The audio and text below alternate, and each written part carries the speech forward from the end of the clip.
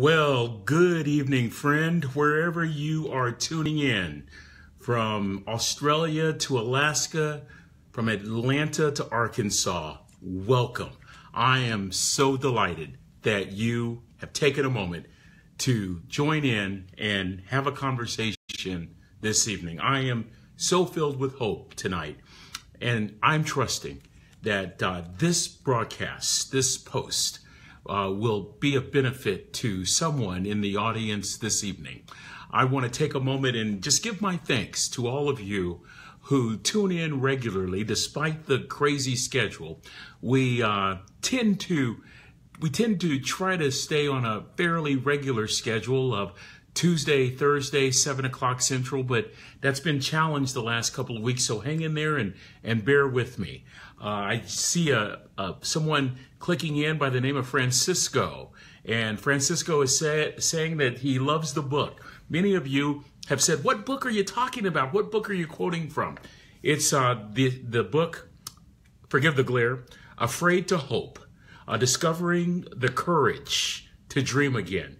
It is a book that has taken 21 years to write, and I've had the benefit of being in the pit. You're saying, what kind of benefit is that? There's some lessons that you can only learn at rock bottom, and I've had years to think about those lessons. I now call them gifts, gifts that have challenged me to grow and to be a better person. I love watching you folks click on. Marshall, you're saying hello, and right back at you, Marshall. Gary, hello, brother. How are you? I will keep up those powerful messages. I love watching you folks tune in. It just blesses me. Joseph saying, go get them. Let's get them together, everyone. I love it. Keep tuning in. In fact, why don't you do this? Why don't you share this message with a friend tonight? We're going to talk about a tough one tonight. False hope. Oh, boy. False hope. The cheap imitation. I have a question. Why is it that so many people go for the cheap imitation? And the answer is obvious. It costs less. It's like the old Miller Lite commercial. Tastes great, less filling. Doesn't cost nearly as much. And so the imitation is always cheaper, whether it's imitation crab or imitation fur or an imitation watch, a knockoff. Funny story. I remember years ago, my children bought these imitation Gucci bags. Sorry about that. And they actually got more comments on the imitation bags than they actually did my real Gucci bag. Now, here's the point. The point is, why buy something? Why do something costly when you can get the same kind of compliment from something that doesn't cost nearly as much? It's a facade. It's fantasy. It's called false hope. A few people may have commented, but the real thing is always worth getting, and there are no shortcuts. And that's so true about hope. I really believe that my struggle was prolonged because I constantly searched for false hope. It's a lot easier. It costs a lot less. It's hard to search for real hope. You have to look at your face in the mirror. You have to ask yourself some really tough questions. When you want fake hope, you know, the only price you pay is delusional, and you don't mind being delusional because you don't really care about rationality. All you care about is quickly medicating the pain. And so I really believe my definition of false hope is the opposite of what I would call genuine truth. There is a truth in your life, and the opposite of that truth that operates in your life is false hope. There's a genuine truth and there's a false hope. It works something like this. The genuine truth in my life was the fact that my first wife died. Trina is gone. She is gone, and I can't bring her back. That's the genuine truth. Here's the false hope. I can fill that hole with purchases.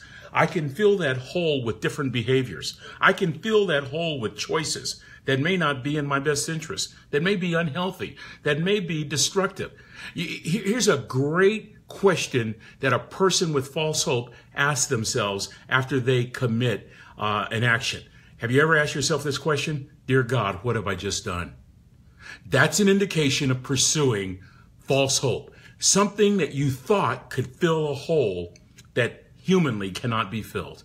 Something that you thought you could purchase, or some action you thought you could employ that could fill this deep cavern inside that simply cannot be filled with a purchase or with a person or with a material thing.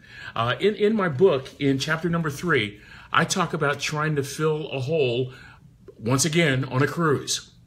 I'm on a cruise 9 months after Katrina passes away.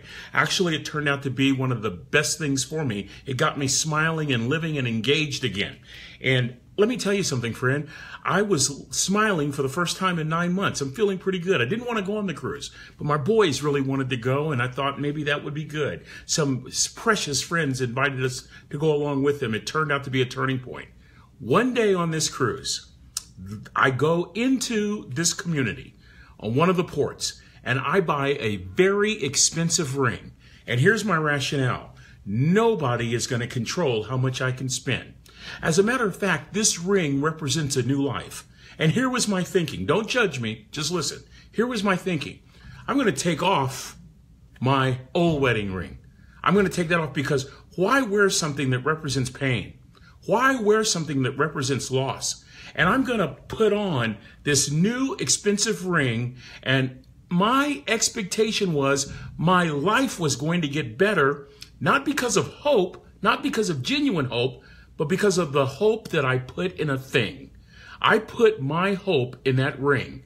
You want to hear what happened? I go back on the cruise ship. I show off my ring to my family and to my friends. Everybody's having a lovely evening on the cruise ship.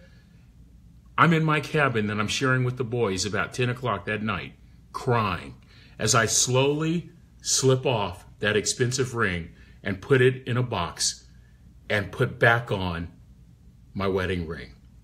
False hope is delusional. False hope is costly. Let me ask you a question. Do you have a ring in your life? I want to tell you something. It can retard your growth. It can retard your development.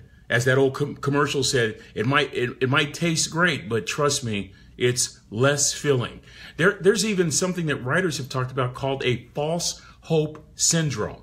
I want you to think about that example, that story that I just shared, and I want you to listen to the two dominant feelings of false hope syndrome, the feeling of optimism and the feeling of control. That's what I was after.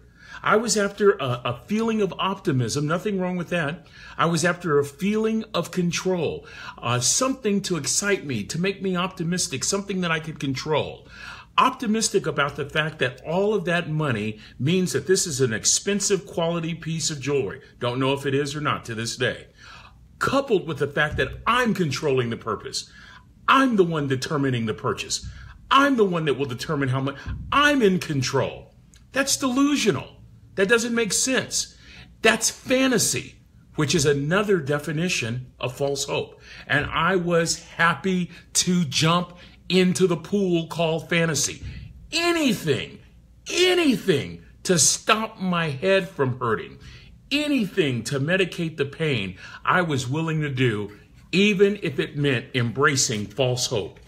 Each week, I want to read a little nugget from the book, Afraid to Hope. I'm on page number 48. Listen to this if you're following at home. False hope is delusional and costly. As the old Miller Lite beer commercial stated, it tastes great, but it's less filling. This is the perfect summation of false hope. I've had 2 decades to think about the events of the day which led me to buy that ring. Allow me to detail my thoughts and feelings in numerical sequence. Okay, so earlier in the day, I bought the ring, right? I'm on top of the world for a while, for a few hours. Watch this. You really don't deserve to have fun, Rick, but you find yourself having fun. Maybe it's time to get on with your life, but pain and loneliness have become special friends. Something inside wants you to move on. Something inside wants to stay in control. I can accomplish moving on and control with a purchase. No one is ever going to tell me what I must do anymore. And I deserve to live and deserve to move on. In fact, I don't need to justify this purchase to myself.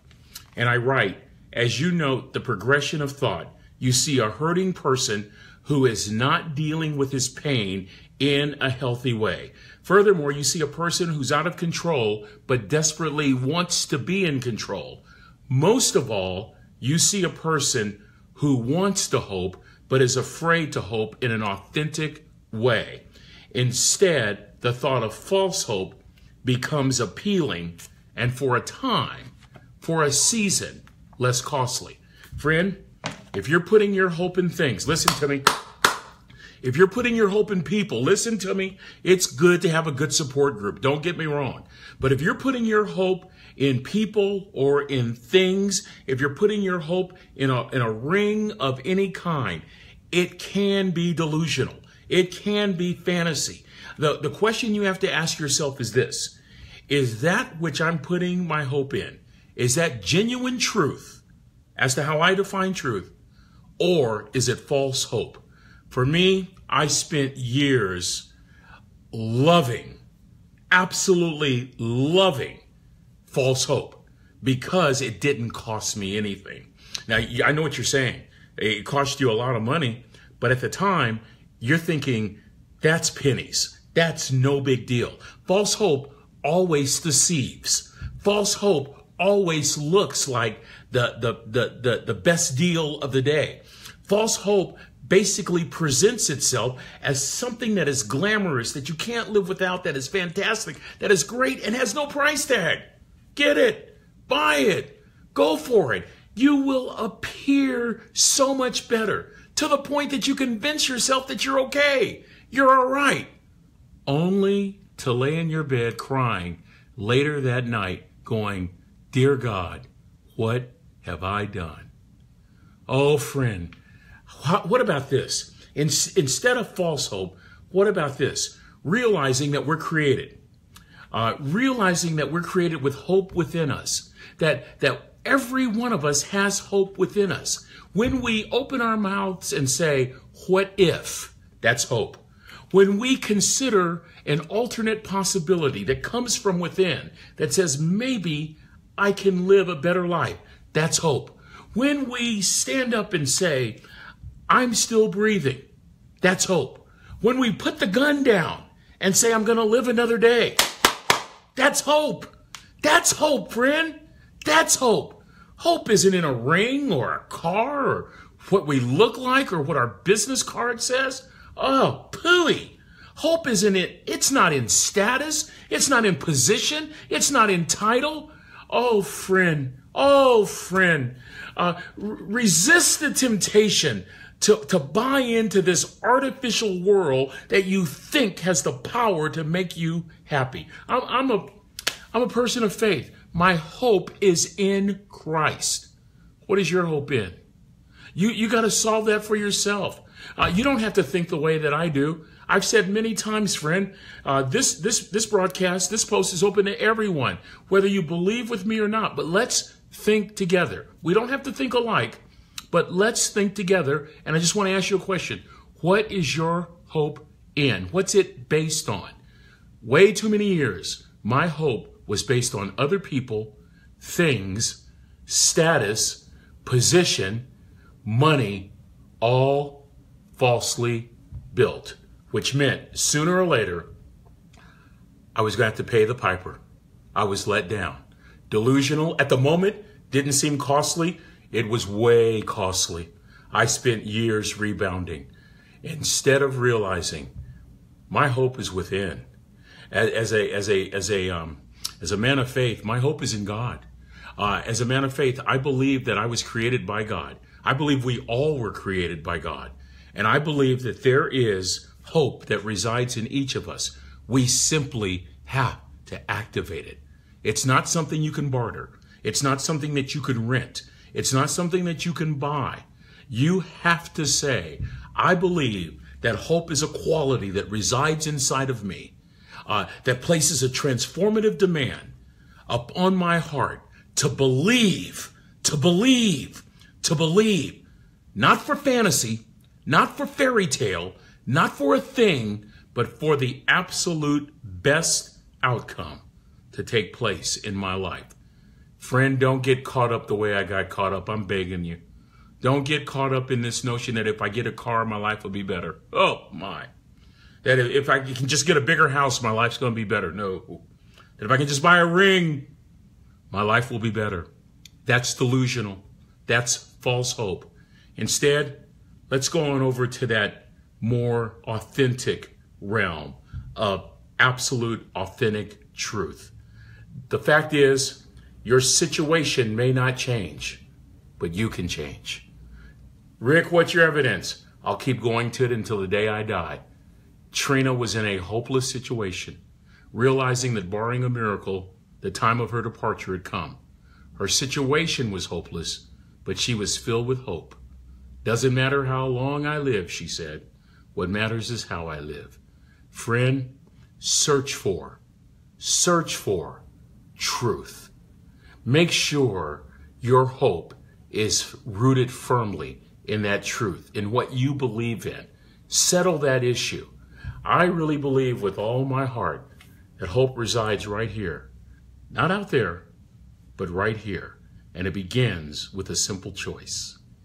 Friend, because of a travel schedule, I can't be with you on Thursday, but would you make note of something? Friday night, let's get together. Special time, 8 o'clock Central. 8 Central, 9 Eastern, one time only. I apologize for it being so late, but I don't get off the road until about that time. So 8 o'clock Central, 9 Eastern time in the United States on Friday night. Let's continue talking about hope as a lifestyle. Friday night, 8 Central, 9 Eastern. Until then, keep searching, keep struggling, keep challenging yourself, but realize that hope resides in here, not out there. What's your ring? Eliminate it from your life. No more delusion, no more fantasy. Let's dwell in truth. Till we meet again, may you be in peace. Be blessed, friend, and be filled with hope. I can't wait until Friday night to visit with you again. Be blessed.